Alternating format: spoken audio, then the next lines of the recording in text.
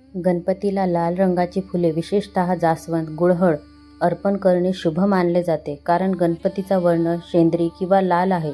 त्यामुळे गणपतीचे तत्व मूर्तीकडे जास्त प्रमाणात आकर्षित होते आणि पूजेचे विशेष महत्त्व आहे. गणपतीचा आवडता रंग गणपतीचा वर्ण लाल आहे. त्यामुळे लाल रंगाची जास्वंदाची फुले त्यांना प्रिय मानली जातात. पूजेतील महत्त्व. लाल जास्वंद अर्पण केल्याने गणपतीची कृपा मिळते आणि सकारात्मक ऊर्जा वाढते. ऋतूनुसार फुलांचा वापर.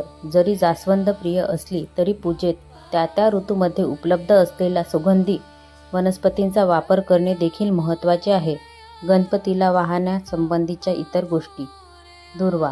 गणपतीला दुर्वा अर्पण करणे देखील अत्यंत महत्त्वाचे आहे.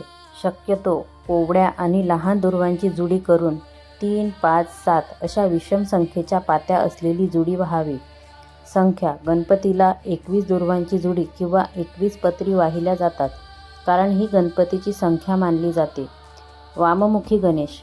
घरी आणण्यासाठी गणपतीची डावीकडे सोंड असलेली वाममुखी मूर्ती अधिक शुभ मानली जाते, असे काही मान्यतेनुसार सांगितले जाते.